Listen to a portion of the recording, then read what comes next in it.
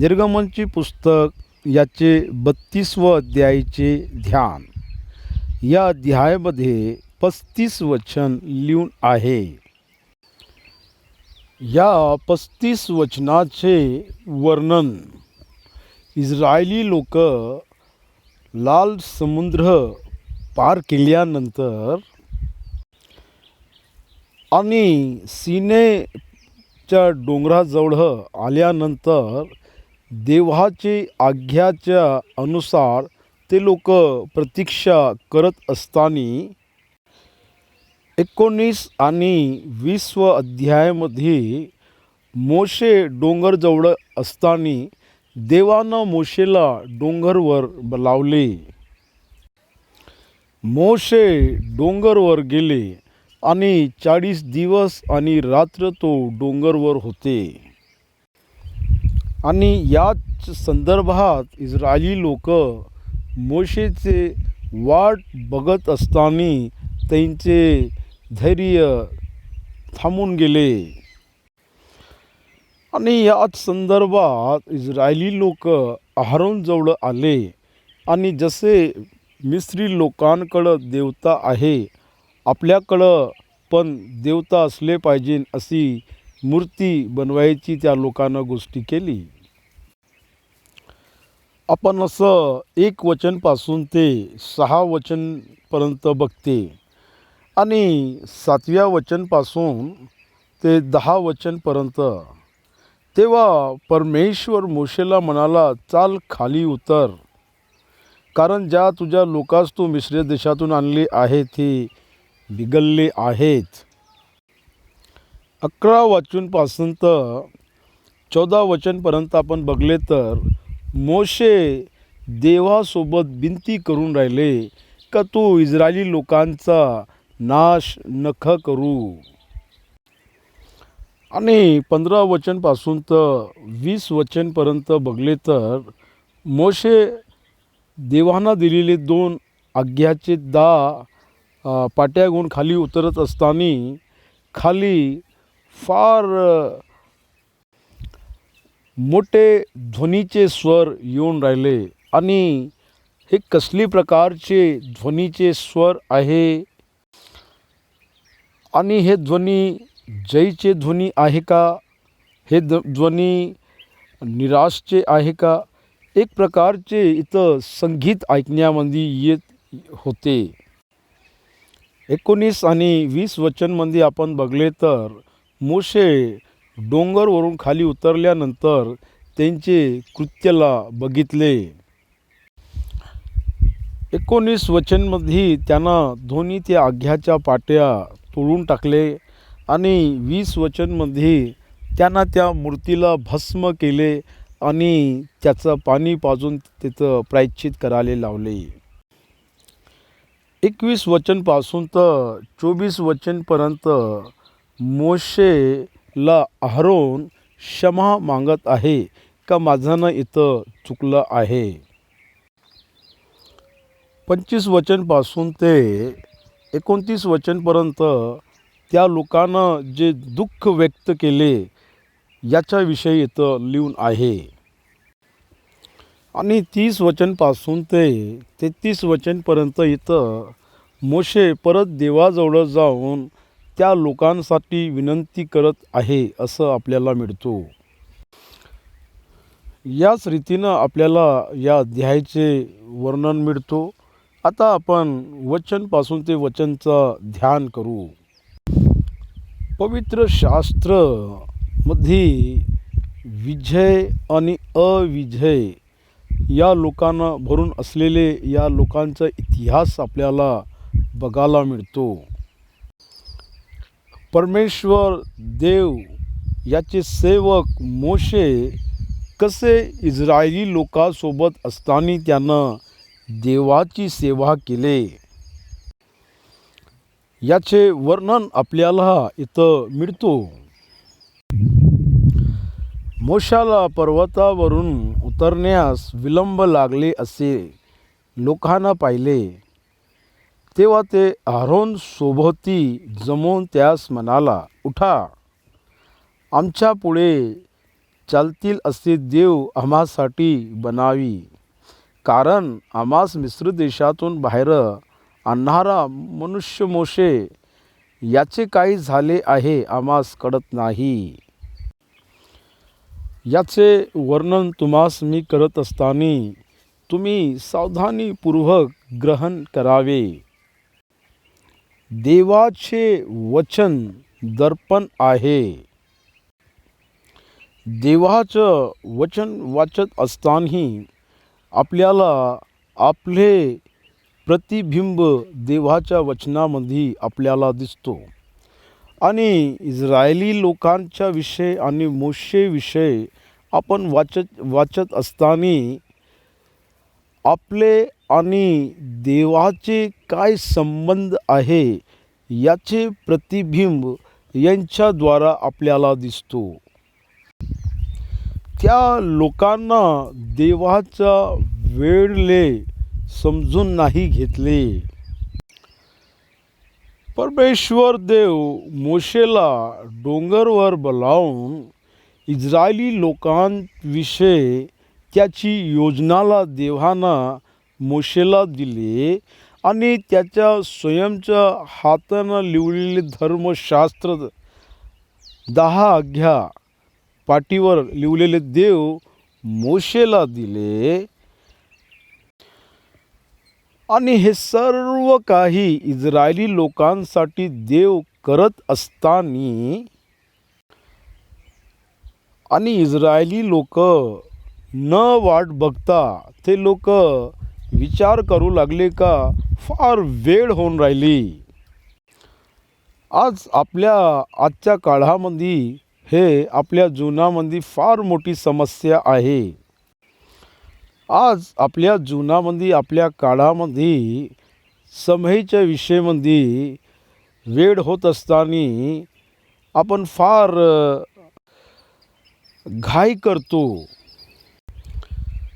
सर्वच घडणारी गोष्टी सत्य नाही असतो. बघत असताना 40 दिवस आपल्याला फार मोठे वाटतो, पण मोशेला 40 दिवस काहीच नाही वाटले. कारण इस्रायली लोकांना स्वतःच्या दृष्टीनं पाहिले होते का त्या डोंगरवरतं विजाचे कडकणे आणि डोंगर भोवताल अग्नी दिसणे आणि देवाचे स्वर येत असताना ते लोक म्हणत होते मोशेला, मोशे आम्ही देवाचे स्वर ऐकून जिवंत नाही राहणार. त्यासाठी हे लोक म्हणत आहे का मोशेचं काही झालं आम्हाला कळत नाही. आणि त्या मोशेचं काही झालं आम्हाला माहीत नाही. आणि आज आमची परिस्थिती अशी झाली का आज आम्हाला चालवणारा कोणीच नाही.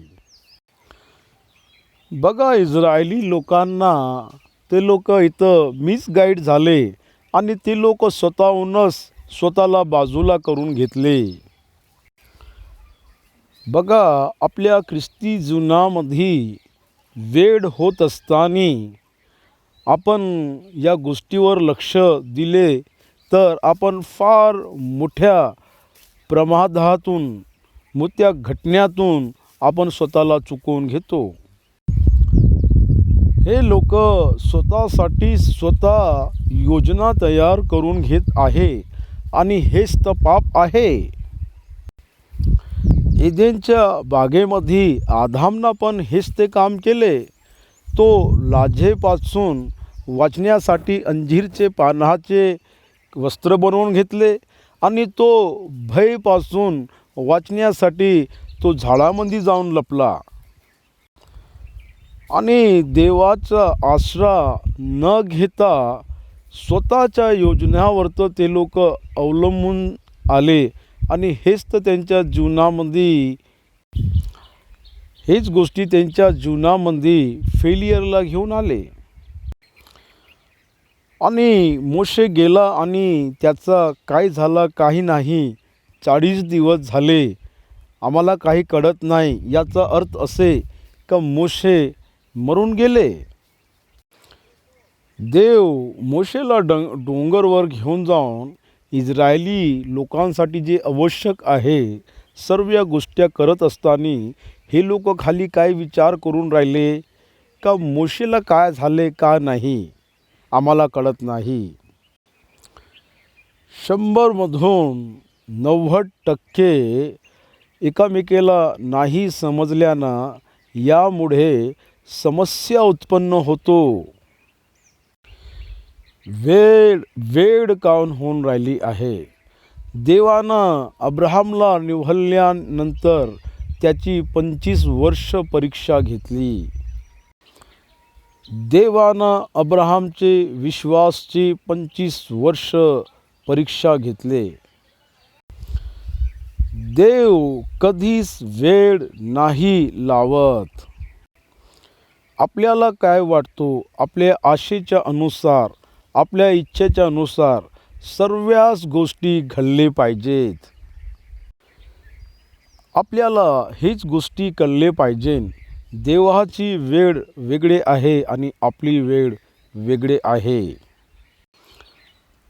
आपल्यासाठी आपले विचार वेगळे आहे आणि आपल्यासाठी देवाचे विचार वेगळे आहे.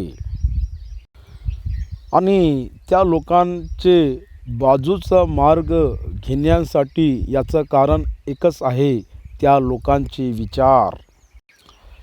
इस्रायली लोक आपल्या स्वतःच्या विचाराकरतानी ते लोक चुकले आणि याच्याविषयी ते लोक जागरूक नव्हते.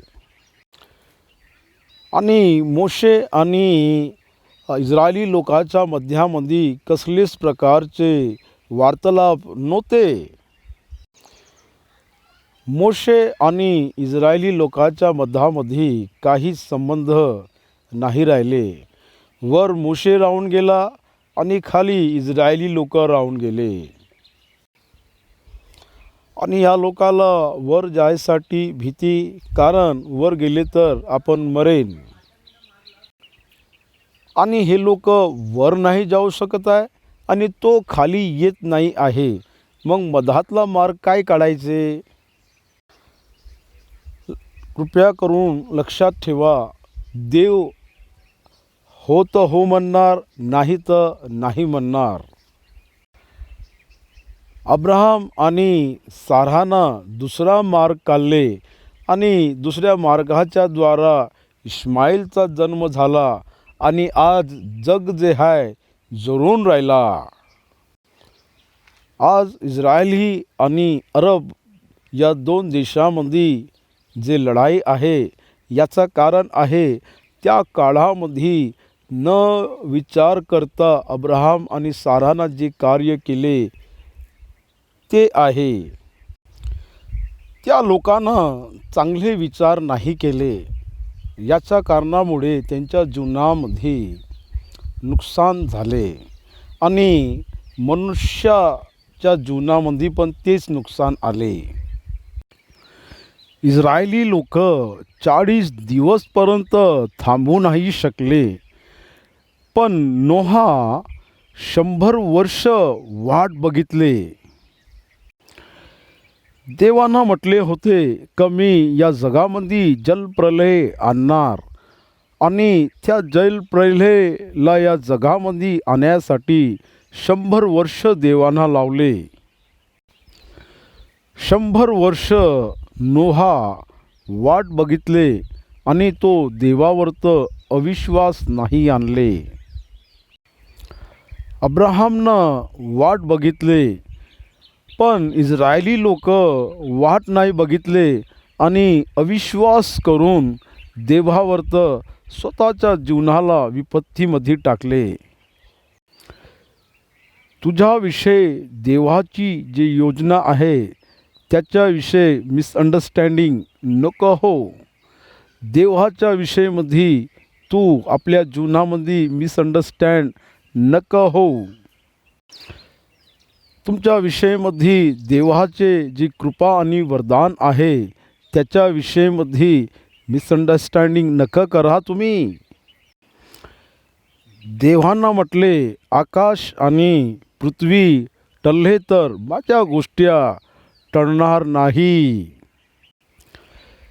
देवाचा शब्द स्थिर आहे आणि देवाचे वचन टळत नाही आणि देवाचे वचन कार्य करतो. इस्रायली लोक सर्व मिळून आहारोन जवळ आले आणि शास्त्राचे प्रत्येक वचन फार महत्त्वाचे आहे. पुष्कळ वेळा पुष्कळ संदर्भामध्ये आपण लोक चूक करण्यासाठी एकत्र आणि एक होतो आणि ख्रिस्ता लोकांवर तर इतर लोक आक्रमण करत असताना स्वाभाविक रीतीनं त्यांचा सामना करणे वेगळे आहे आणि आत्मिक रीतीनं त्या लोकांचा सामना करणं वेगळे आहे. आज जगामध्ये ख्रिस्ती लोकांचे जे नायक आहे ते लोक स्वाभाविक रीतीनं स्वाभाविक लोकांचे साठी ते लोक सामना करून राहिले आहे आणि हे चुकीचे आहे. आणि असे करून ते लोक देवाचे वचनचे निर्लक्षण करून राहिले आणि देवाच्या वचनच्या प्रती ते लोक जागरूक नाही आहे. आणि आपण देवाच्या वचनच्या अनुसार आपल्या जीवनामध्ये आपण निर्णय घेतले पाहिजे आणि देवाचे वचनचे आपण निर्लक्ष नाही केले पाहिजे. तसेच इथं इस्रायली लोक सर्व एकत्र झाले आणि एकत्र झाल्यानंतर त्या लोकांचे विचार जे आहे एक झाले आणि त्याच्यानंतर ते सर्व एक होऊन आहारोन जवळ आले. आहारोन इस्रायली लोकांमध्ये फार मोठे होते आणि सर्व लोक आहारोन जवळ आल्यानंतर आहारोन त्या लोकांना म्हणाले पाहिजे होते का आपण थोडं वाट बघू, पण तो असं न करता त्यानं इस्रायली लोकांची गोष्टी ऐकून तो समोर आला. पुष्कळ वेळा फार नायक लोक लोकांची गोष्टी ऐकून समोर येऊन पडणारे पुष्कळ नायक लोक आहेत. यासाठी नायक आपल्या सिद्धांताच्या अनुसार चालले पाहिजे, पण लोक चांगल्या प्रकारना नाही. आहारोन एक नायक असताना तो फेल झाला. आहारोन त्या लोकांना चालवले पाहिजे होते, पण लोक आहारोनला चालवून राहिले. इथं एक नायक लोकांना चालवले पाहिजे, लोकांना चेतावणी दिले पाहिजे, लोकांना समजवले पाहिजे. आणि तो असं न करता तो लोक जे सांगून राहिले ते ऐकून तो करायसाठी तयार झाला. तो चालवणारा व्यक्ती असला पाहिजे, पण इथं तो लोकाच्या द्वारा चालून राहिला. इथं एक खरा नायक लोकाला कधीच आकर्षित नाही करत, पण त्याची लीडरशिप लोकांना आकर्षित करतो. आणि एक खरा नायक तो आपल्या सिद्धांताच्या अनुसार चालत असताना लोक त्याला बघून त्याच्याकडे येतो आणि त्याचे मागं चालतो. आणि हेच खरे नायक पण आहे. आणि इतस्त आहारोन आपल्या लीडरशिपमध्ये फेल होऊन राहिले. ते लोक आहारोनला म्हणाले का आमच्या समोर चालणारा आमच्यासाठी एक देवताला तू बनव. तेव्हा ते आहारोनस भोवती जमून त्यास म्हणाला, उठ, आमच्या पुढे चालतील असे देव आम्हासाठी बनावी. देवाच्या विरुद्धामध्ये लोक तुम्हास कार्य करायसाठी प्रेरणा देत असंत असे नाही करायचे.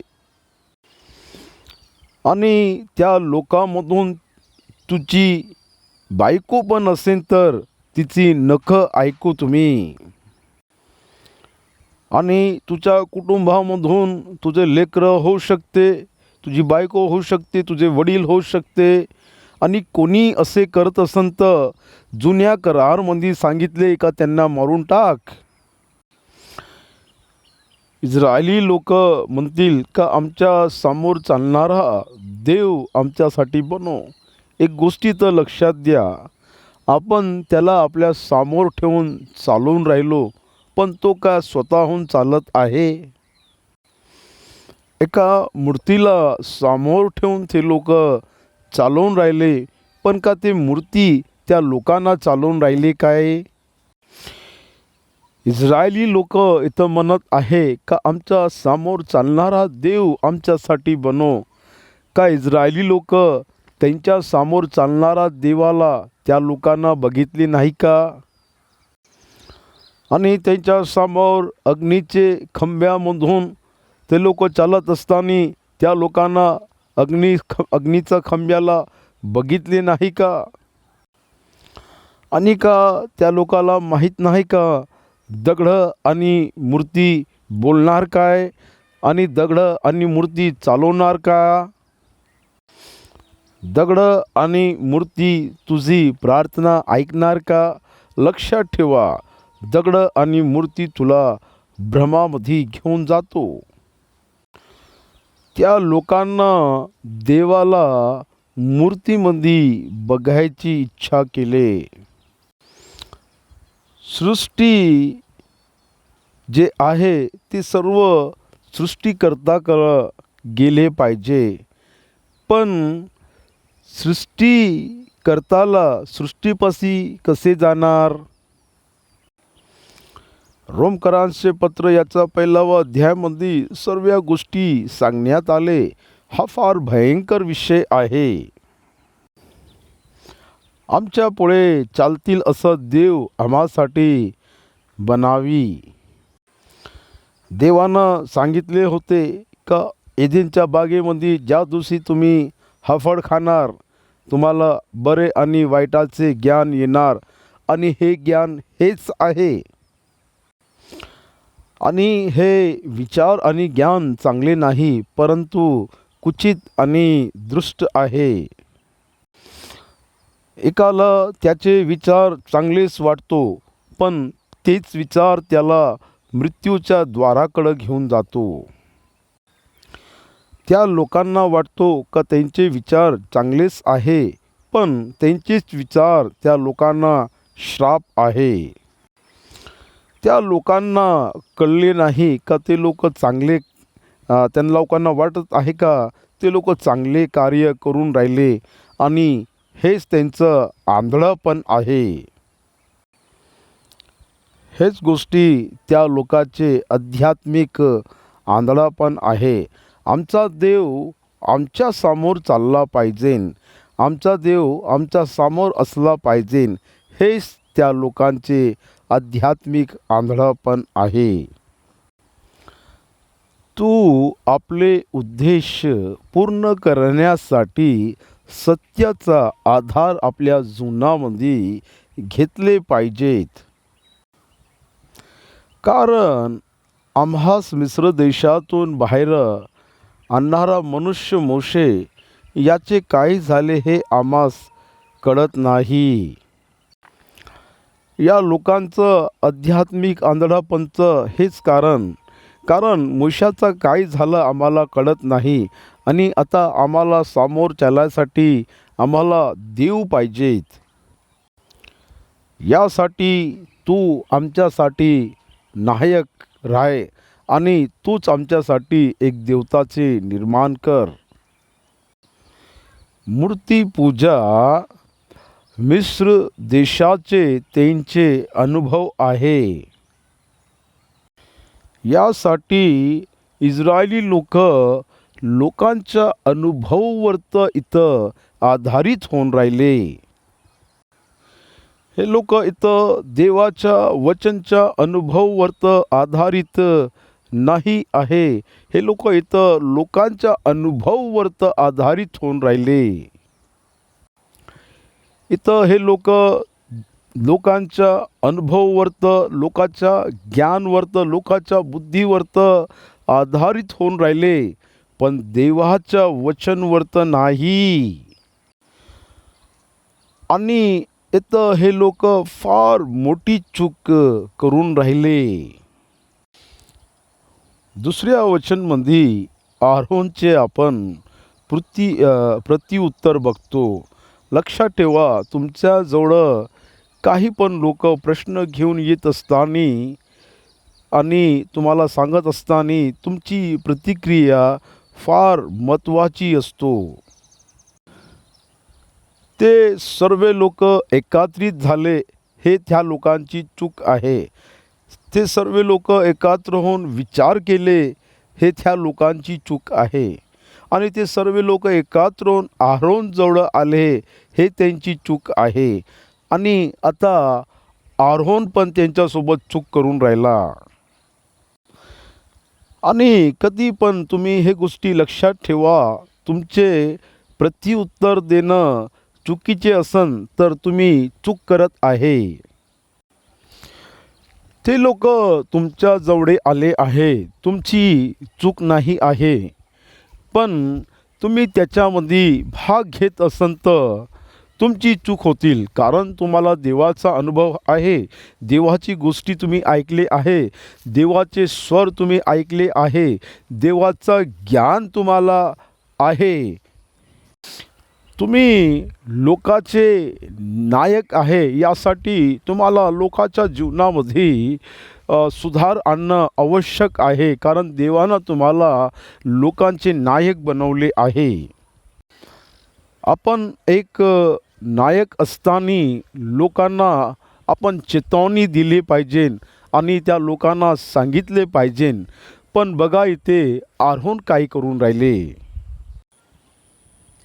तेव्हा आरोननं त्यास सांगितले की तुमची स्त्रिया, पुत्र व कन्या याचे कानात सोन्याचे कुंडले आहेत, ती काढून माझ्याकडे घेऊन या. बघा, सोन्याच्या द्वारा देव बनवतो का? बघा, तुम्हाला जे आवडतो, जे चांगले वाटतो, हेच चांगले आहे म्हणण्यापेक्षा देवाच्या वचनच्या अनुसार जे तुम्हाला आवडतो तुम्ही ते करताना तेच चांगले आहे. बघा, इथं हे फार आपल्यासाठी चांगले आहे म्हणणं हे देवाच्या वचनाच्या विरुद्ध होऊन जातो. बघा, ज्या गोष्टी देवाच्या समोर चांगले आणि मोठे आहे आणि जी गोष्टी आपल्या समोर चांगले ना मोठी आहे, लक्षात ठेवा, जे आपल्यासाठी चांगलं वाटतो ना ते आपल्याला देवाकडं नाही घेऊन जात आणि ते गोष्टी आपल्याला देवापासून दूर घेऊन जातो. बघा, इथं तुमच्या बायकोच्या कानात जे कुंडल्या आहेत, तुमच्या मुलीच्या कानात जे कुंडल्या आहे सोन्याचे, ते माझ्याकडे घेऊन या, मी तुमच्यासाठी देवता बनवतो. त्या लोकांना माहीत असलेला देव मूर्तीच आहे आणि खरोखरच देवाचा अनुभव त्या लोकांना नाही झाला. आणि खरोखरच देवाचा अनुभव नाही घेणारा व्यक्तीच तो मूर्तीचा आराधनाकडे चालला जातो. आणि ज्या लोकांना खरोखरच देवाची ओळख नाही आहे तेच लोक मूर्तीपूजाची आराधना करतो. आणि हेच मनुष्याचे जीवनाचे आध्यात्मिक आंधळापण आहे. मग सर्व लोकांनी आपल्या कानातील सोन्याचे कुंडले काढून आरोनकडे आणले. त्यानं ती त्यांचे हातावून घेऊन त्याचे एक वासरू ओतून त्यास कोरणीनं कुरले. तेव्हा ते म्हणून लागले की हे इस्रायल, आणि पवित्र शास्त्रामध्ये लिहून आहे का नाशमान वस्तूला घेऊन त्या लोकांना परमेश्वराची प्रतिमा बनवली आणि देवाच्या दृष्टीमध्ये हे गोष्टी फार मोठे पाप झाले आहे. रोमकरासचे पत्र याचा 1वा अध्याय मी तुमच्यासाठी खचित वाचणार. तर ते आपल्या पोकळ कल्पनांनी शून्यात झाले आणि त्यांचे मूळ मन अंधकारानं व्याप्त झाले आणि त्या लोकांमध्ये विवेक नाही आहे, यासाठी ते लोक आंधळे झाले आणि त्यांचे मूळ मन अंधकारानं व्याप्त झाले. आपण ज्ञानी आहो असे म्हणवीत असता ते मूर्ख झाले आणि त्यानं अविनाशी देवाचे गौरवाचे नाशवंत मनुष्य, पक्षी, चतुष्पद प्राणी व साष्टांगन जीव यांचे आकाराचे मूर्तीस मोबदल केले. आणि आज पण हेच गोष्टी आपल्या काळामध्ये घडत आहे. कारण लोकांना पण देव पाहिजे आणि देव असा पाहिजे का त्यांच्या इच्छेप्रमाणे पाहिजेत. आणि कोणताच मनुष्य हा विचार नाही करत आहे का आपण देवाचे इच्छानुसार वागले पाहिजेत. पण लोकांना वाटते का आपले इच्छानुसार आपल्याला देव पाहिजेत. आपले इच्छानुसार देवाचे निर्माण करणे म्हणजे हे धर्म आहे. मनुष्य आराधनासाठी देवचा निर्माण करतो आणि देव मनुष्यासाठी मार्ग काढतो. त्यानं ती त्याच्या हातून घेऊन त्याचे एक वासरू ओतून त्यात कोरणीनं कोरिले. तेव्हा ते म्हणू लागले की हे इस्रायल, ज्या देवानं तुला मिस्र देशातून सोडवून आणले आहे, हे तेच हे तुझे देव आहे.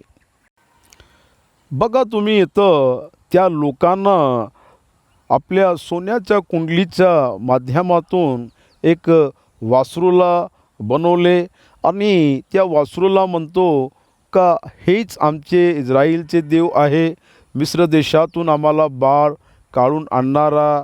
आणि हे सर्व बघून आरोन तिथं त्याच्यासाठी विधी बनवून राहिले. कृपया लक्ष देऊन तुम्ही ऐका. मूर्ती वेगळं आहे आणि देव वेगळे आहे. बघा तुम्ही इथं या लोकांचा रिवाज कसा आहे. एक वासरू आले मूर्तीचे, त्याच्यानंतर वेदी आली आणि त्याच्यानंतर एक सण पण आला आहे. आणि हे सर्व काही मनुष्याचे हाताचे निर्माणचे वस्तू आहे. देवानं याचं निर्माण नाही केले. मनुष्यानं देवाचे निर्माण नाही केले, देवानंच मनुष्याचे निर्माण केले आहे. बघा त्या लोकांना जे काय खरं वाटत आहे ते खरं नाही, कारण ते मूर्ती आहे.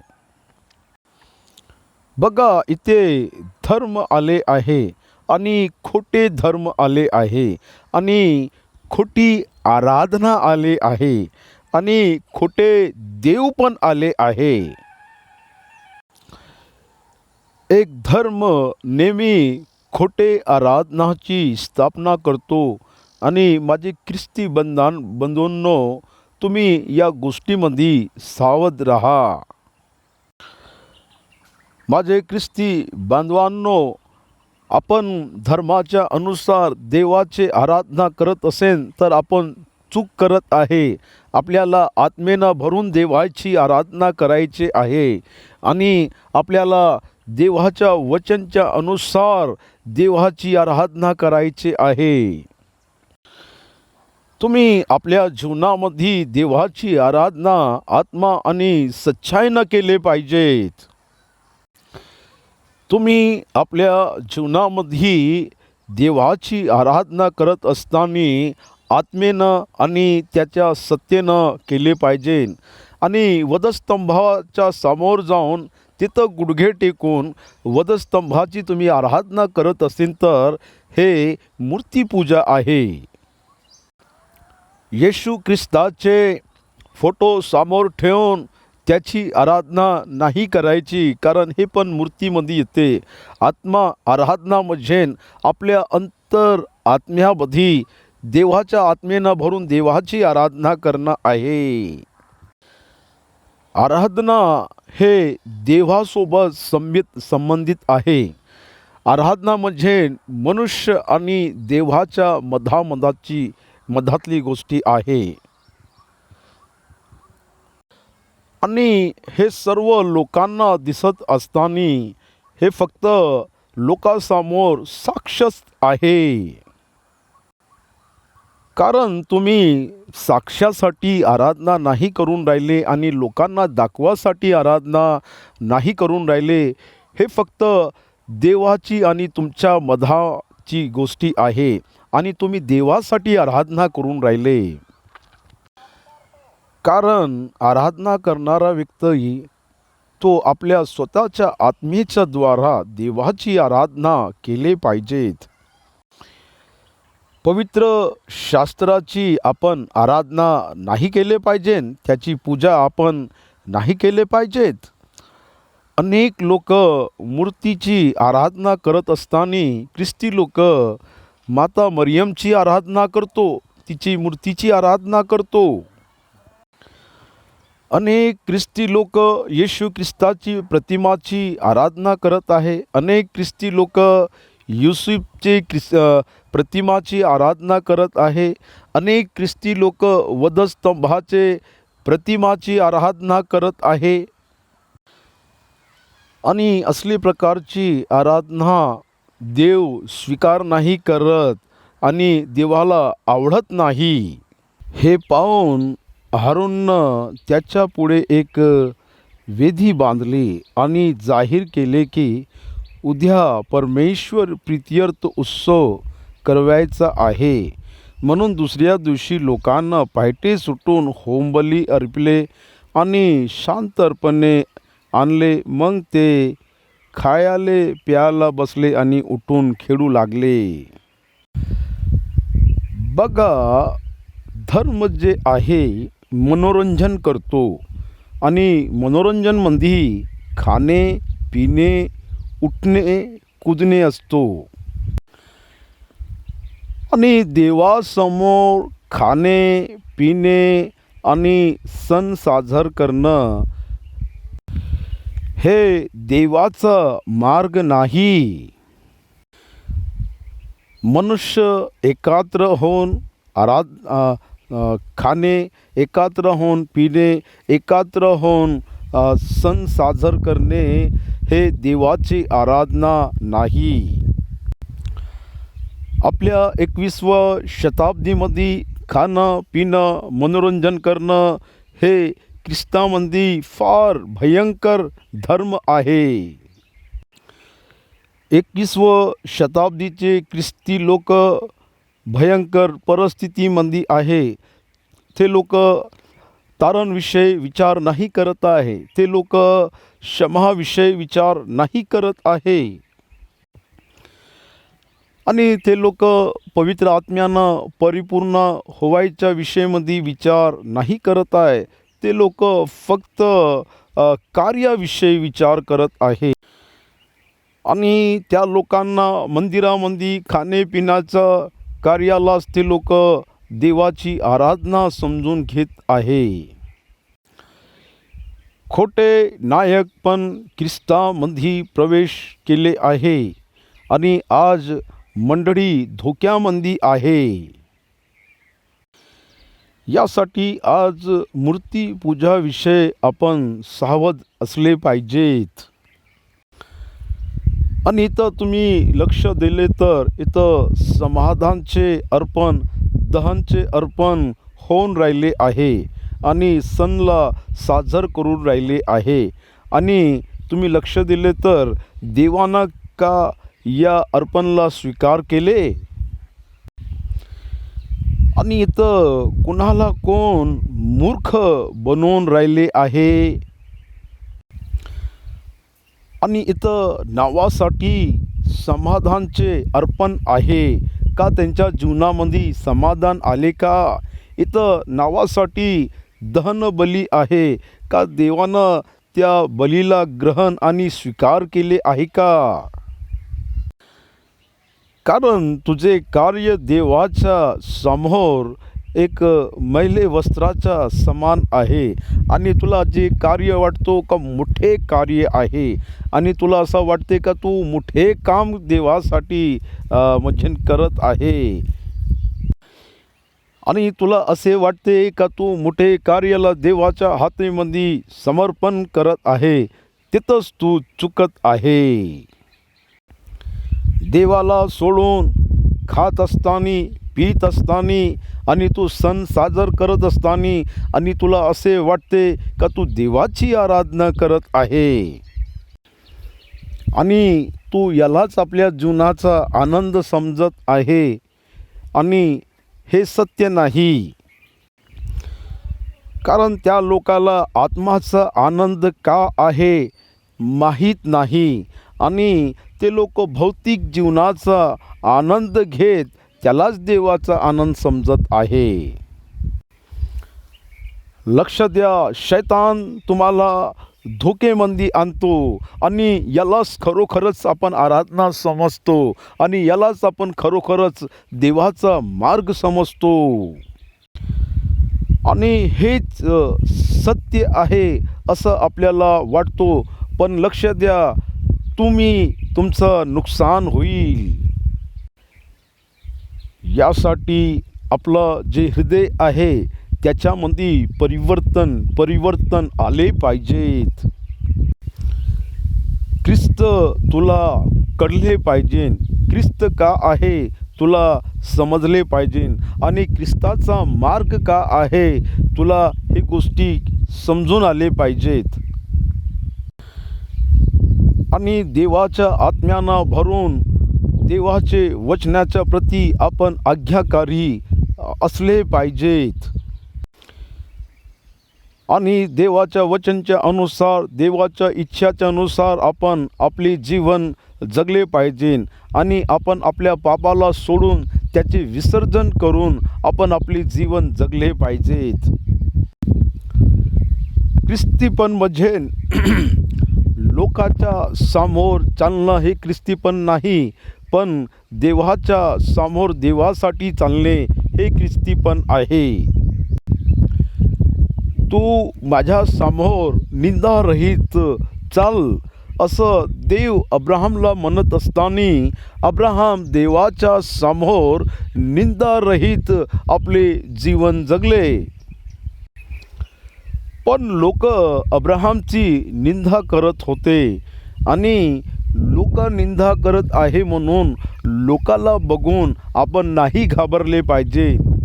आपण देवाच्या समोर निंदारहित जीवन जगले पाहिजे.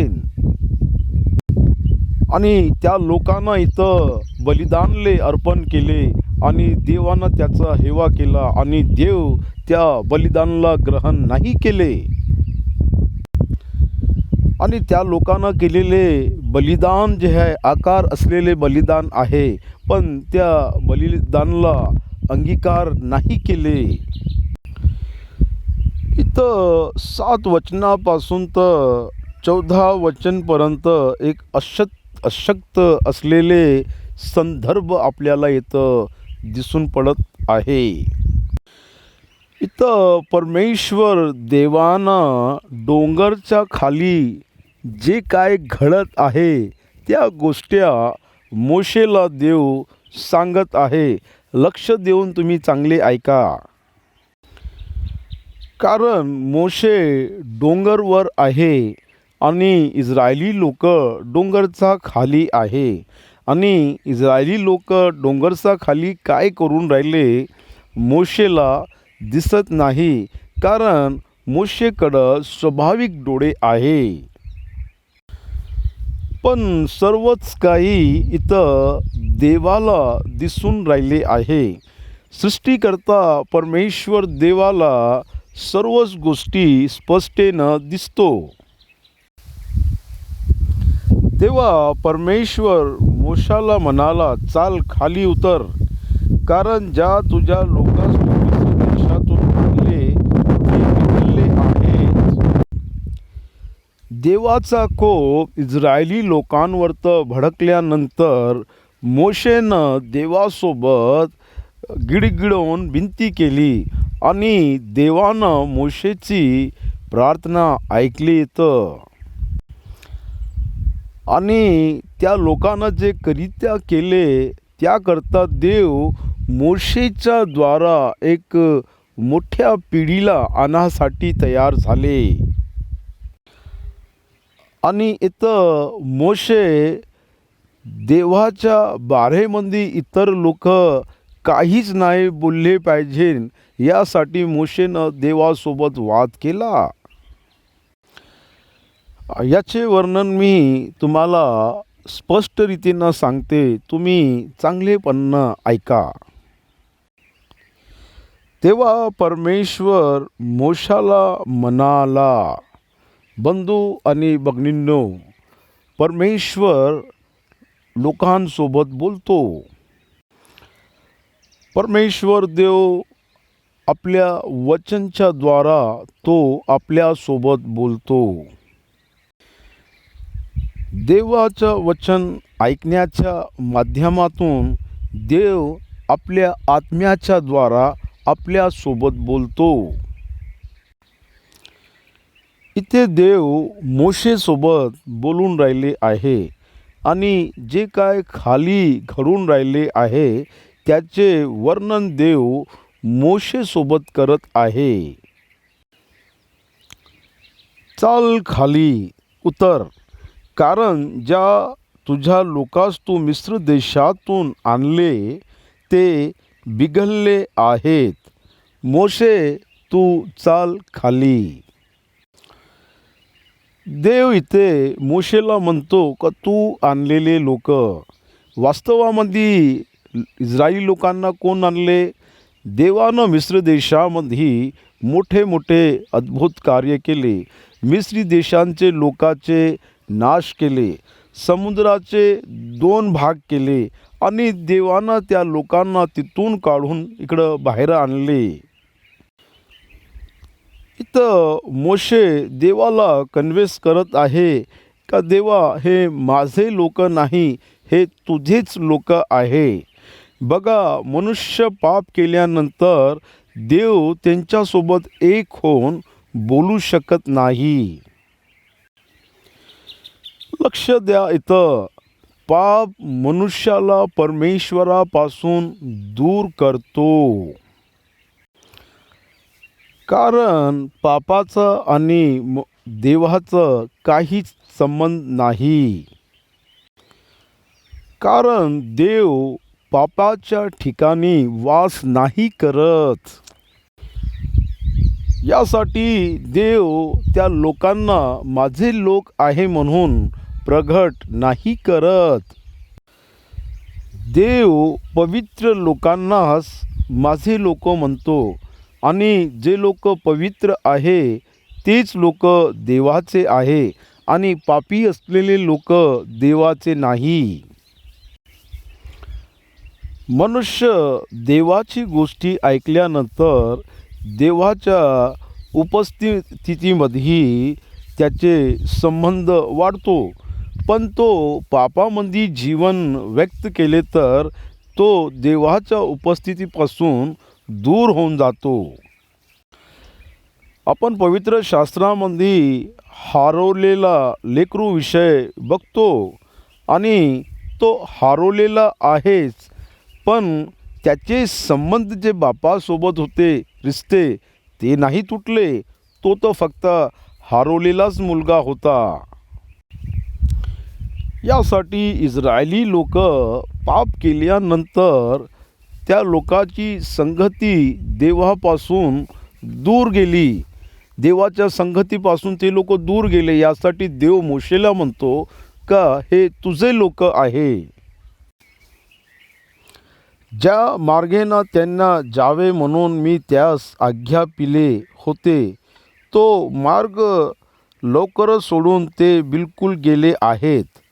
त्यांनी एक उतिवा वासरू करून त्याची पूजा अर्चा केली व त्यास बली अर्पण केले आणि हे इस्रायल, ज्यांनी तुला मिस्र देशातून सोडून आणले आहे, तेच हे तुझे देव असे ते म्हणू लागले आहेत. देव इथं बघून राहिले आहे आणि देव इथं ऐकून राहिले आहे. देव बोलतो आणि देव एक व्यक्ती आहे. देव एक शक्ती आहे आणि तो शक्तीच नाही परंतु एक व्यक्ती पण आहे. परमेश्वर देव आत्मा आहे आणि तो व्यक्ती आहे आणि त्याच्याकडं सामर्थ्य आहे. लक्ष द्या, इथं मीनं बनवलेले मार्गाला त्या लोकांना सोडून दिले आणि लवकरच ते लोक त्या मार्गावरून दूर झाले. देव मनुष्यासाठी काय मार्गाला तयार करतो त्यांच्या जीवनाला निर्माण करण्यासाठी, पण मनुष्य त्या मार्गाला विसरून दुसऱ्या मार्गाला धरून चालून राहिले आणि देवाच्या मार्गाला विसरणं म्हणजे हेच पाप आहे. पापचा अर्थ का आहे? पाप म्हणजे देवाच्या मार्गाला विसरणे. उत्पत्तीची पुस्तक 6 अध्यायामध्ये का म्हणतो? त्या लोकांना आपले आपले मार्ग घेतले आहे आणि देवाच्या मार्गाला विसरून गेले. देवानं लोकांसाठी एक मार्ग तयार केले आहे आणि हेच मार्ग येशू ख्रिस्त आहे. आणि तो ख्रिस्ताच्या अतिरिक्त या जगामध्ये कोणत्याच माणसाला स्वीकार नाही करत. आणि याच गोष्टीचा सर्व धर्माला राग आहे, कारण पवित्र शास्त्र सांगतो येशू ख्रिस्ताच्या माध्यमातूनच देव या जगामध्ये असलेला प्रत्येक मनुष्याला ख्रिस्ताच्या द्वारा स्वीकार करतो. देवाच्या निमित्त आणि देवासाठी अंगीकार झाले पाहिजे म्हटले तर येशूच फक्त मार्ग आहे आणि दुसरा कोणताच मार्ग नाही. आणि कोणीच व्यक्ती येशू ख्रिस्ताशिवाय देवाजवळ येऊ नाही शकत. यासाठी देव इथे म्हणतो का मी दिलेल्या मार्गापासून लगेच फिरून गेले. गलतीची पुस्तक याचा 1 अध्यायामध्ये प्रेरित पौलनं हेच गोष्टी म्हणली का तुम्ही लवकरच देवाचा मार्गापासून फिरून गेले आणि तुम्ही दुसऱ्या सुसमाचारच्या मार्गामध्ये चालले गेले. मला तुमच्याविषयी फार आश्चर्य वाटतो. खरंच आहे ना, वधस्तंभाला करणारे लोक आणि शुभवर्तमानला ऐकणारे लोक आणि लगेच भिन्न स्वार्थाकडं फिरून गेले. आणि हे पण शुभवर्तमानसारखेच आपल्याला वाटतो. आणि सर्व इस्रायली लोक आरोनजवळ आले आणि म्हटले का मोशेचा काय झालं, आम्हाला काही कळत नाही, आमच्यासाठी एक देव पाहिजे. तेव्हा आरोननं त्यांच्या सोन्याच्या कुंडल्या घेऊन त्याला त्याचे वासरू बनवून आणि वेदी बनवून त्यांच्या समोर दिले. आणि त्या लोकांना काय वाटत असन का हेच आपल्याला शुभवर्तमान आहे. देवानं सांगलेले शुभवर्तमान डोंगरवरतं देवाचे निवासस्थानाचे मंडप आहे. आणि त्या लोकांचं जे ॲटिट्यूड का आहे का आम्ही देवासोबत निवास केले पाहिजे आणि आमच्यासोबत देव निवास केले पाहिजेत. पण ते सर्व लोक चुकीच्या मार्गेमध्ये आहे आणि ती लोक मार्ग विसरून गेले. त्या लोकांचे उद्देश चांगले आहे, पण त्या लोकांना आपल्यासाठी देवाचे निर्माण करून घेतले आणि देवच आमच्यापाशी येऊन वास केले पाहिजे हेच त्यांचे मार्ग देवाच्या वचनच्या अनुसार नाही. देव आमच्याजवळ असले पाहिजे हे त्यांचे चांगले विचार आहे, पण देव आपल्याजवळ असल्यासाठी त्याचे मार्ग वेगळे आहे. तुम्ही आपल्या मार्गाच्या अनुसार मूर्तीचा निर्माण केले हे मार्ग नाही, पण देवानं आपल्यासाठी निवासस्थानाचे मंडप बनवले आहे हेच इस्रायली लोकांसाठी मार्ग होते. देव योजना तयार करून देव इस्रायलीजवळ येण्यासाठी आणि इस्रायली लोक देवाजवळ येण्यासाठी एक नमुना देत असताना देव याच गोष्टी मोशेसोबत करत असताना डोंगरच्या खाली इस्रायली लोक मोशेचे मोठे भाऊ अहारोनजवळ जाऊन ते लोक सोन्याचे एक वासरू बनवून हेच आमचे देव आहे इथं म्हणत आहे. देवाचा मार्ग देवाचे निवासस्थानाचे मंडप आहे आणि इस्रायली लोकांचं मार्ग सोन्याचे वासरू आहे. एक मार्ग आहे आणि दुसरा आहे धर्म. धर्माचा मार्ग मनुष्याच्या मनातून आले आणि मनुष्याच्या द्वारा आले. मार्ग विसरून गेले आणि खाली दंडवत करून राहिले. इथं हे लोक बली अर्पण करून राहिले आहे आणि इथं देवाला जलन झाली आणि देव थांबले नाही. देव आपली महिमा मूर्तीला नाही देत. देवाला फार कोप येतो. ते लोक पुतळ्याची आराधना करत आहे आणि त्या पुतळ्यासमोर दंडवत करत आहे. आणि इथं देव मोशेसोबत देवाच्या निवासस्थानाच्या मंडपामध्ये कसे देव कार्य करतो तो मोशेसोबत बोलत आहे. इथं देव अंगणाविषयी बोलले, इथं देव वेदीविषयी बोलले, इथं देव धूपवेदीविषयी बोलले, इथं देव दीपवृक्षाविषयी बोलले, इथं देव गंगालच्या विषयी बोलले. आणि अतिपवित्र स्थानमध्ये तो संदूक विषयी इथं देव बोलले मोशेसोबत. आणि देव इथं फार अपेक्षा करत असताना सर्व शक्तिमान देव आणि त्यांच्या समोर असण्यासाठी तो बोलत असताना आणि इथं खाली लोक देवाच्या पुतळ्याला बोलवले आणि देवाला लोकांना मूर्ती बनवून टाकले. ते लोक इथं बलीचे अर्पण करून राहिले आणि देवाला हे स्वीकार नाही.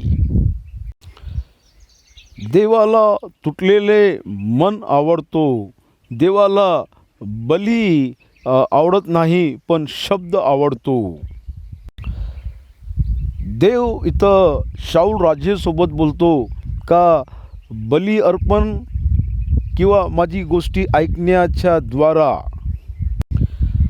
आपण देवाची गोष्टी ऐकली तरच ना देव आनंदित होतो आणि तो प्रसन्न होतो.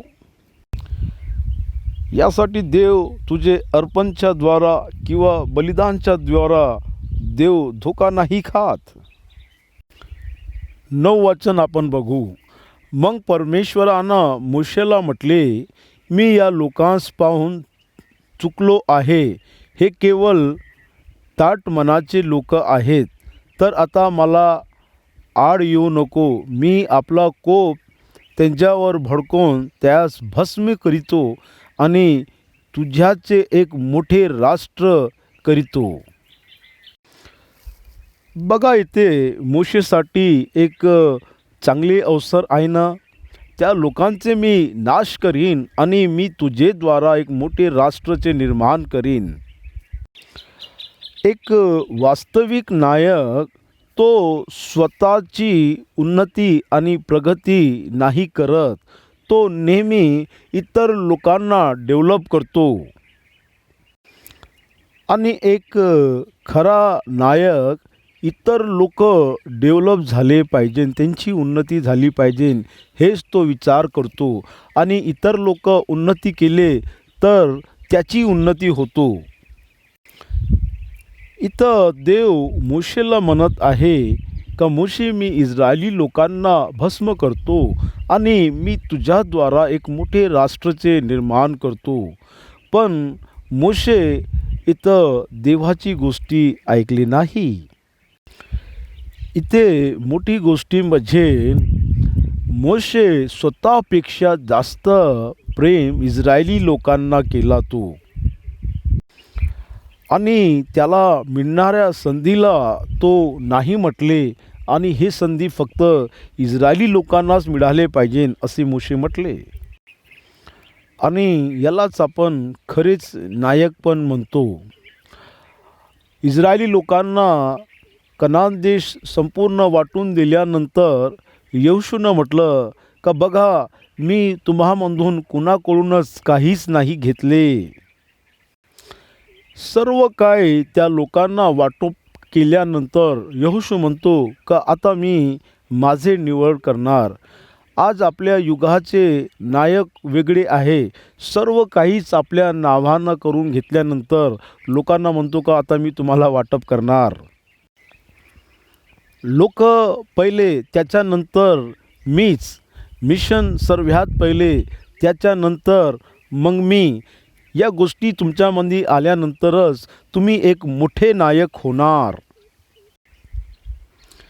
तेव्हा मोशे आपला देव परमेश्वर याची काकुळूत करून म्हणाला, हे परमेश्वरा, तू आपल्या लोकांस महात्य सामर्थ्यानं वा भुजबलेनं मिस्र देशातून सोडवून बाहेर आणले, त्याच्यावर तुझा कोप का भडकाव. इथं मोशे देवाला प्रश्न करत आहे. तो म्हणत आहे का तू महासामर्थी कार्य करून त्या लोकांना मिस्र देशातून बाहेर काढले. परमेश्वरा, तुनं आपली सामर्थ्य दाखवले, तुनं मिस्र देशाचा नाश केले, तुनं आपले बल दाखवले. देवा, तू का या लोकांना नाश करणार आता. आणि या जंगलामध्ये तू इस्रायली लोकांचा नाश करीन तर परमेश्वरा तुझं नाम खराब होतीन. आणि कशी होते ना तुम्हाला कळतो का. त्यास पहाडामध्ये मारून टाकावे आणि धरतीवरून त्यास नष्ट करावे म्हणून त्यास मिस्र देशातून परमेश्वरांना बाहेर काढले असे की नाही. देवानं मिस्र देशातून इस्रायली लोकांना यासाठी बाहेर काढले का ज्या देशामध्ये दूध आणि मधूची धारा आहे वाहत आहे, त्या देशाला द्यासाठी इस्रायली लोकांना देव बाहेर काढले. लोक तुझ्याविषयीमध्ये चांगले नाही म्हणणार, कारण देवानं त्या लोकांना घेऊन जाऊन जंगलामध्ये नाश केले आणि ते लोक तुझ्याविषयी चर्चा करील. आणि त्यांचा देव त्यांना मिस्र देशातून बाहेर काढून कनान देशामध्ये नाही नेऊ शकले. यासाठी त्या लोकांना त्या जंगलामध्येच मारून टाकले असे ते लोक म्हणतील ना. हा परमेश्वरा, आम्ही दंडाचे योग्य आहे, आम्ही तुझ्या विरुद्धामध्ये पाप केले आहे. आणि देवा, मला माहीत आहे का तू त्या लोकांना मारून टाकू शकतो आणि माझ्याद्वारा मोठे राष्ट्राचे निर्माण करू शकतो. पण देव, असं नाही झाले पाहिजेत. मोशे इथं देवाला समजून राहिले आणि मोशेनं आपले अभिप्राय देवाच्या समोर ठेवल्यानंतर देव इथं संतापले. कारण देव आपला शब्दाचं पक्का आहे आणि देव जो बोलतो तो करतो. यासाठीच मोशे इथं देवासोबत विनंती करत आहे का देवा असे नको करा तुम्ही. कारण देवाची महानता मोशेला माहीत आहे. यासाठी इथं मोशे म्हणत आहे का प्रभू परमेश्वरा तुम्ही असे नका करा.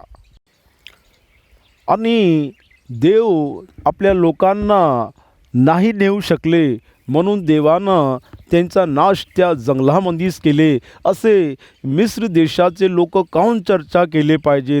परमेश्वरा असे नाही झाले पाहिजेत. याचे का निकाल असले पाहिजे. माझ्या मित्रांनो तुम्ही एक वेळा विचार करा या विषयावरतं. आणि शेवटाच्या दिवसामध्ये आपली काय गवाही असली पाहिजे. लोक आपल्या विषयामध्ये काय बोलले पाहिजे.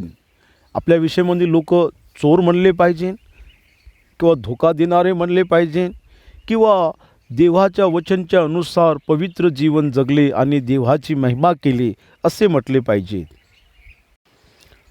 का आपल्याविषयी लोक आपल्याला आरोपी म्हणले पाहिजे किंवा अत्याचार करून संपत्ती बनवलं आपल्या विषयामध्ये असे बोलले पाहिजेत. आपल्याला विश्वासयोग्य दास म्हटले पाहिजे. आणि माझी हेच इच्छा आहे. आणि हेच गोष्टी मोशे देवासोबत बोलत आहे का परमेश्वरा तुझ्याविषयी मिस्र देशाचे लोक असेच म्हणतील का देव त्या लोकांना त्याच्या देशामध्ये नाही नेऊ शकले. आपल्या तीव्र कोपापासून निवृत्त हो आणि आपल्या लोकांवर अरिष्टे अन्यायांचे तू योजील आहे त्यापासून प्रवृत्त हो. तुझे दास अब्राहम इसाक व इस्रायल याची आठवण कर. तो त्यान स्वतःची शपथ वाहून सांगितले होते की मी तुमचे स्वतःची आकाशातील तान्ह्यासारखे बहुगुणित करीन आणि ज्या देशवासी मी तुम्हाला सांगतील तो अवध्य तुमच्या संततीला देईन आणि ती त्यांची निरंतरची वतनदार होईल. कारण देवातून आपल्या लोकांसोबत वाग्दान केले आहे आणि तू आपल्या वाग्दानाच्या अनुसार त्या लोकांना त्या देशातून काढून बाहेर आणले आहे. आणि तेच लोक त्या देशामध्ये नाही जाईन तर या जगामध्ये अपहास्य होईल. तुझे नाम कुठंच लहान नाही झाले पाहिजे. आणि एक खरोखरच सेवकांचे असे विचार असते. तू त्यान स्वतःची शपथ वाहून सांगितले होते की मी तुमची स्वतःची आकाशातील त्यांसारखी बहुगुणित करीन. मी तुम्हास आकाशातील तारेसारखे बहुगुणित करणार म्हटले पण तुम्हास मारणार नाही असे तुम्ही नव्हते म्हटले. आणि तूच खरोखरच परमेश्वर आहे. तू न्यायी परमेश्वर आहे. तू म्हणलेली गोष्टी पूर्ण करणारा परमेश्वर आहे. आणि तुम्ही त्या सांगतानीच परमेश्वरा तुला सर्वच काही माहीत आहे ना. आणि परमेश्वरा तुला माहीत आहे का हे लोक कोण आहे आणि या लोकांच्या मृत्यूंच्या द्वारा तुझं नाव खराब होईल. आणि परमेश्वरा असे नाही झाले पाहिजे. मग का देव विसरणारा देव आहे का. नाही, देव कधीच विसरत नाही. आणि देवाच्या समोर आपण आपल्या पापेला स्वीकार केले तर देव आपल्या पापाला विसरून जाणारा देव आहे. पण तो बोललेला शब्द कधीच नाही विसरत. तो एकदा आपल्या पापाला क्षमा केल्यानंतर त्याला कधीच आठवण राहत नाही. तो आपल्या वाग्दानाला कधीच नाही विसरत. आणि ज्या हा देशाविषयी मी तुम्हाला सांगितले तो अवध्य तुमच्या संततीत देईन आणि ती त्याची निरंतराची वतनदार होईल. मोशे देवाला वाग्दानाला स्मरण करून देत आहे. देवानं अब्राहम, इसाक आणि याकूब सोबत जे वाग्दान केले त्याच वाग्दानाला इथं मोशे देवाला स्मरण करून राहिले. इस्रायली लोकांच्या पितरांसोबत केलेले वाग्दानाला मोशे इथं आठवण करवत आहे. आणि इस्रायली लोकांचं अंत केलं तर सर्व गोष्टी समापन नाही होईल, कारण त्याच इस्रायली लोकांमधून मोशे पण आला आहे. पहिलं गोष्टी का मी तुझी अभिवृद्धी करणार आणि दुसरी गोष्टी मी तुझ्या संततीला हे जमीन देणार आणि तिसरी गोष्टी तुम्ही या वतनचे नेहमीसाठी हकदार राहणार. देव आपल्या आशीर्वादला कसे देतो म्हणजे तो नेहमीसाठी हकदार होण्यासाठी तो आशीर्वादित करतो. मिस्र देश जे आहे हा देश प्रतिज्ञाचा देश नाही. कनान देश प्रतिज्ञाचा देश आहे आणि परमनंट आहे. आणि हा जगामध्ये आज आपण आहो हा जग परमनंट नाही, पण येणारा नवीन पृथ्वी परमनंट राहणार. वेळ जे आहे ते टेम्पररी आहे, पण अनंतकालिक जो काळ आहे ते सर्वकालिक आहे. देवाच्या योजनामध्ये नवीन पृथ्वीवर तो आपल्या लेकराला साठी ठेवणार. यासाठी प्रेषित पौल इब्रानीमध्ये असे लिहिते का अब्राहम देवाचे वाट बघत राहिले आणि ज्या शहराचा निर्माण देव करणार होते त्याच्या वाट बघत असताना त्याला दंडवत केले त्यानं. अब्राहम स्वाभाविक कनानचे वाट नाही बघितले. अब्राहम नित्य आणि सर्वकालिक असणारे कनानचे वाट बघत असताना वाट बघत गेला. देवासोबत शाश्वत रीतीनं राहणार अशा नगरला अब्राहमनं बघितले होते. याबुसी लोक दाऊदच्या काळापासून राहत होते आणि अब्राहमच्या काळापासून राहत होते आणि दाऊदनं यबुसी लोकांना मारून त्या शहराला घेतले आणि सुलेमानच्या काळामध्ये त्या स्थळी देवाचे मंदिराचे निर्माण केले. आणि हे गोष्टी टेम्पररी आहे, पण येशू ख्रिस्ताच्या द्वारा विश्वासी लोक विश्वासमध्ये आल्यानंतर त्यांच्याद्वारा एक नवीन जगाचा निर्माण होणार आहे आणि हे सर्वकालिक आहे. आपण आपल्या काळामध्ये शपथ घेतो. आपण आईची शपथ घेतो, बापाची शपथ घेतो, या जगाची शपथ घेतो, आकाशाची शपथ घेतो. पण देवानं शपथ घेत असताना त्याच्याहून मोठे आणि महान कोणी नसल्यानं देवानं स्वतःची शपथ घेतली. आणि ज्यावेळी मोशे सर्व गोष्टी देवाला आठवण करत असताना देव तिथंच थांबून गेले आणि त्या लोकांना क्षमा केले. तेव्हा मी आपल्या लोकांचे अनिष्ट करीन असे जे परमेश्वर म्हणाला होता त्यापासून तो प्रवृत्त झाला.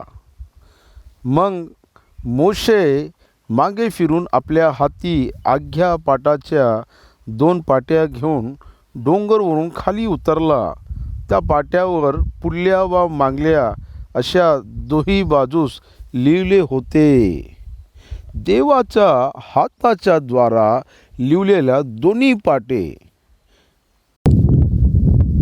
देवाच्या हाताच्या द्वारा लिवलेल्या या 2 पाट्या होत्या आणि या 2 पाट्यावर दोन्ही बाजूस देवानं लिहिले होते.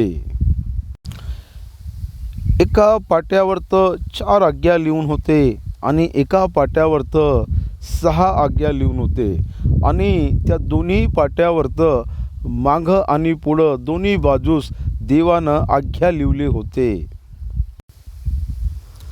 हा पाट्या देवकृत होत्या आणि त्यावर खोदलेले लेख देवानं लिहिलेले होते.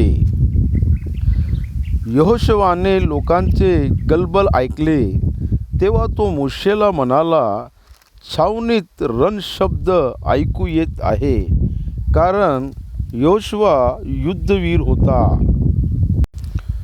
कारण तो शब्द ऐकतानी आणि त्याच्या अनुभवाच्या नुसार जे शब्द तो ऐकत आहे ते एक युद्ध ध्वनीसारखे आहे. तो म्हणाला, हा शब्द होत आहे तो विजय पावलाचा नव्हे, आता पराभव पावलाचा नव्हे, तर माझ्या कानी पडत आहे.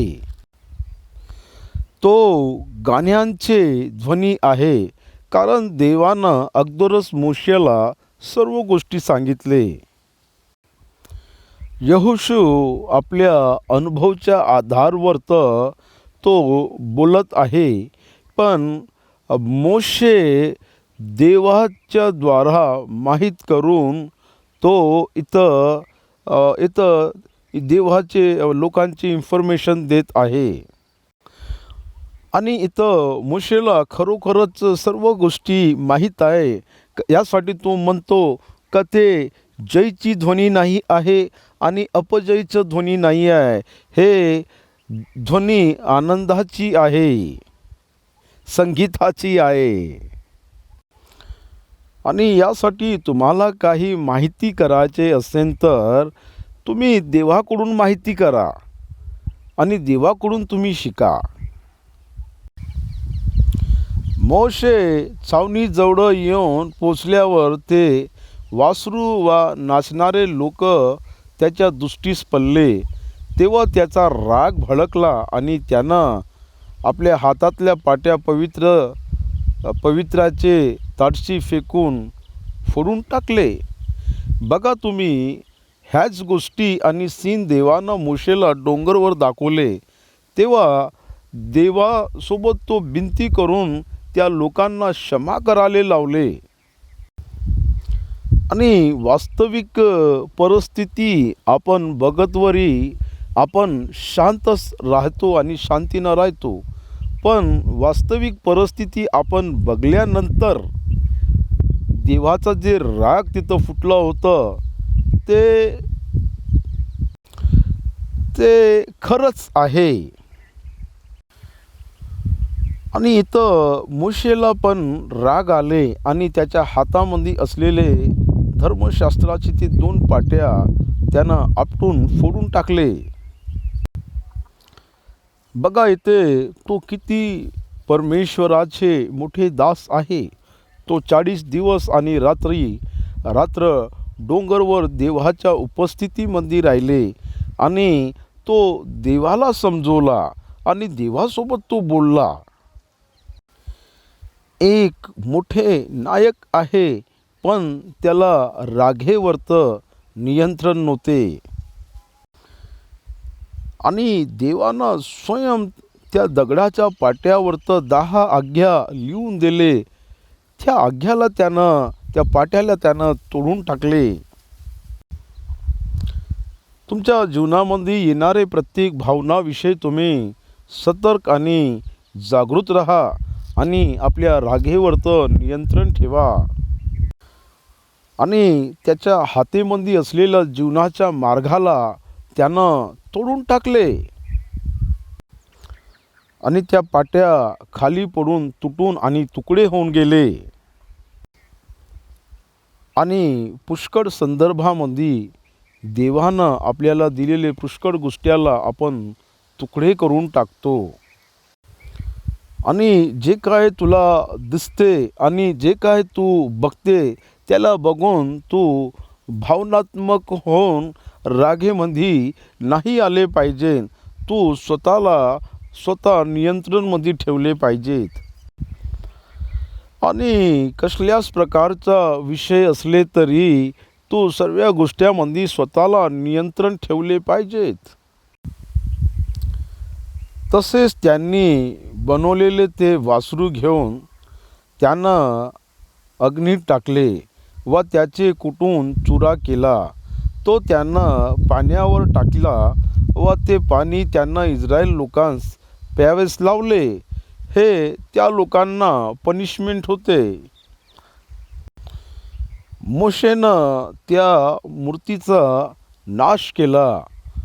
आणि आज वर्तमान जगामध्ये 21व्या शताब्दीमध्ये आपण लोकतंत्र देशामध्ये आहो, विशेष करून आपला देश. आणि आपण आपल्या देशामध्ये असताना आपण ज्या देशामध्ये आहोत त्या देशामध्ये हिंदू लोक राहतो आणि हिंदू लोक मूर्तीची आराधना करतो. आणि याच वचनच्या अनुसार आपण मूर्तीचा सोबत असा व्यवहार करतो म्हणलं तरी या देश आपल्याला स्वीकार करणार नाही. आणि या गोष्टीला ख्रिस्ती लोक पण स्वीकार नाही करत, कारण नव्या करारामध्ये मूर्ती नाही आहे. यासाठी मूर्तीला तोडणं, मूर्तीला फेकणं असे कार्य नाही केलेच पाहिजेत. आपण लोक राज्याच्या नियमाच्या अंतर्गत आहो आणि त्या कानूनच्या अनुसार आपण असले पाहिजेत. यासाठी कधीच मूर्तीला तोडले नाही पाहिजे आणि त्याच्यासोबत काहीच करून मंडळीवर्तक कसलेच प्रकारचे समस्या नाही आणली पाहिजेत. 21 वचनमध्ये मोशे येऊन अहरोनवरत ओरडले, हे काय तू न केले आहे आणि इथं जस्टिफाय होऊन राहिले आहे. आपण मनुष्य असेच करतो. तेव्हा मोशे अहरोनास म्हणाला, तू या लोकांस एवढ्या बदकात घातले असे त्यांना तुझे काय केले होते? अहरोन म्हणाला, माझ्या स्वामीचा कोप माझ्यावर ना व्हावे. या लोकांची प्रवृत्ती पापाकडे आहे हे आपणाला ठाऊकच आहे. बरं, तुला माहीत आहे का लोकच बरे नाही आहे, पण तुझं कार्य का होते? तुला ठाऊकच आहे रफिदीममध्ये ह्या लोकांना काही केले होते आणि ह्या लोकांना मला मारायचे प्रयत्न केले. यासाठी मी असं केले. आणि तो नायक असताना तू उभे असले पाहिजे. आणि ज्या ठिकाणी तू सत्य नाही सांगितले तर तू कसे नायक होणार? आणि एक खोटे विचार तू चांगले नाही करणार तर तू कसे उपदेशक होणार? आणि चूक होताना तू चुकेला खंडन नाही केले तर तू कसे विश्वासी होणार? त्यांनी मला सांगितले की आमच्या पुढे चालतील असे देव आम्हासाठी बननीव, कारण आम्हास मिस्र देशातून बाहेर आणणारा मनुष्य मोशे याचे काय झाले ते आम्हास कळत नाही. मी त्यास सांगितले, ज्या कोणाजवळ सोने असेल त्यांना ते काढून मला द्यावे. त्याप्रमाणे त्यांना ते मला दिले आणि ती मी अग्नीत टाकले. तो त्यातून हे वासरू बाहेर आले. कसे वासरू बाहेर येणार? याच अध्यायामध्ये 4थ्या वचनमध्ये काय सांगितले? आणि त्याची स्वतःची बारी आली तर तो अग्नीमध्ये सोने टाकलं तर वासरू आले म्हणते. असं कसं होऊ शकते? यालाच आपण मनुष्य म्हणतो. मनुष्य कधीच आपल्या पापाला स्वीकार नाही करत. त्या काळामध्ये आदामनं केले आणि या काळामध्ये आपण करत आहोत.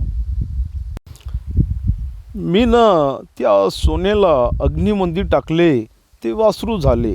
कसे झाले? तूनच त्याचा साचा तयार केला आणि तूच मूर्तिपूजाचे आराधक झाले.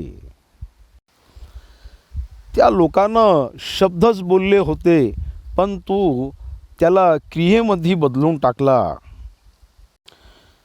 आपल्या कार्याविषयी तुम्ही सतर्क आणि सावधान राहा, कारण त्याचे तुम्ही जिम्मेदार राहीन. त्या लोकांना सांगितले असे नाही, तू तुझ्या कार्याच्या द्वाराच न्यायमध्ये येतील. सावधान राहे. आपण 25 वचनपासून ते 29 वचनपर्यंत बघू. मोशेनं पाहिले की लोक बेलगामी झाले आहेत.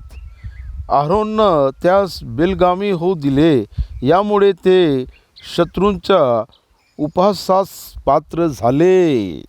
बघा, इथं आपण नायक असताना आपल्याकडं जिम्मेदारी आणि जबाबदारी आहेत. आणि लोक आपल्या कार्याचे आणि आपल्या कृत्याच्या द्वारा स्वतः ते लोक जिम्मेदार होतो. आज आपल्या काळामध्ये जे देवाचे नायक आहे, ते मंडळीचे कृत्य आणि कार्याचे तेच लोक जिम्मेदार आहे. तुम्ही तुमच्या लेकराचे आणि तुमच्या मंडळीचे आणि तुमच्या कुटुंबाचे जे काय ते लोक करून राहिले आहे, त्याचे जिम्मेदार तुम्हीच आहे. आरोन, तू त्यांच्या इच्छेनुसार जगण्यासाठी आणि कार्य करायसाठी तूनं त्या लोकांना सोडून दिले आहे. आणि तू त्यांच्या हालतवर तर त्यांना सोडून दिले आहे. आणि लक्षात ठेवा, दर्शन नसले तर लोक नाश होऊन जातील. नायक नसले तर मेंढर हरवून जातो आणि पसरून जातो. यासाठी इथं लोकांना मोशे बोलत नाही आहे, मोशे आरोनला बोलून राहिले. 26 वचन. तेव्हा तो छावणीच्या प्रवेशस्थानीचा उभा राहून म्हणाला, परमेश्वराच्या पक्षाचा जो कोणी असेल त्यानं माझ्याकडे यावे. तेव्हा लेवी वंशातले सर्व लोक त्याच्याजवळ जमा झाले, कारण मोशे पण लेवी वंशातले आहे. यासाठी सर्व लेवी त्याच्याजवळ जमा झाले. आणि हे घडलेच पाहिजे. आणि देवाच्या पक्षामध्ये असलेले सर्व लोक देवाच्या जवळ जमले पाहिजेत. आपण या जगा आणि समाजामध्ये असताना आणि देवाच्या पक्षामध्ये असलेले लोक यावेळी देवाच्या पक्षामध्ये उभे झाले पाहिजेत. तो त्यास म्हणाला, इस्रायलचा देव परमेश्वर म्हणतो की तुम्ही प्रत्येक आपल्या कमरेत तलवार लटकावा आणि छावणीच्या हा प्रवेशद्वारापासून त्या प्रवेशद्वारापर्यंत सर्वात फिरून आपले बंधू, सोबती, शेजारी या सर्व माणसाचा वध करा. ज्या कोणी लोकांना मोशे कुठं गेला, काय झालं आम्हाला ठाऊक नाही, आमच्या समोर चालणारा देव बनव. आणि ज्या लोकांना त्या वासरूची आराधना केले, त्या लोकांना मारायसाठी मोशे इथं सांगत आहे. काहून त्या लोकांना मारायसाठी सांगून राहिले आहे? कारण त्या लोकांना भौतिक जीवन असले किंवा नसले काहीच फरक नाही पडत. कारण त्या लोकांसाठी तय झालं का त्या लोकांना नरकामध्ये टाकायचं आहे. देव इथं जीवनला आणि देवाच्या मार्गाला देव आदर करतो. आणि जे कोणी याचा आदर नाही करत, तो जगला किंवा नाही जगला काहीच फरक नाही पडत. मोशाच्या आज्ञाप्रमाणे लेवी वंशाचे लोकांना केले आणि त्याच दिवशी अजमासे 3000 लोक पडले. मग मोशे म्हणाला, परमेश्वर प्रीत्यार्थ आपणाला समर्पण करून हर एक पुरुषानं आपला पुत्र असो किंवा बंधू असो त्याच्यावर चालून जावे, म्हणजे परमेश्वर आज रोजी तुम्हास वरदान देईल. जे कोणी लोक उरले आहे ते सर्व देवासाठी समर्पण करून घ्यावे, असे तुम्ही स्वतःला समर्पण करावे असे मोशेनं सांगितले त्या लोकांना. यासाठी देवानं आपल्याला नीतिमान केले तर आपण नीतिमान जीवन जगले पाहिजेत. देवानं आपल्याला पवित्र केले तर आपण पवित्र जीवन जगायसाठी जिम्मेदारी आपल्यावरच आहे. आणि या सर्व गोष्टी जुन्या करारमध्ये घडले. आज आपल्या नव्या करारमध्ये आज कोणी कोणाला मारायची काही गरज नाही.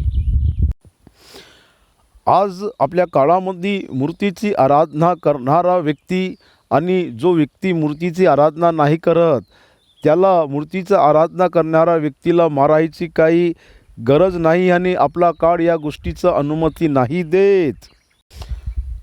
जुन्या करारमध्ये तसे घडले म्हणून देवानंच त्या गोष्टीचं अनुमती दिले.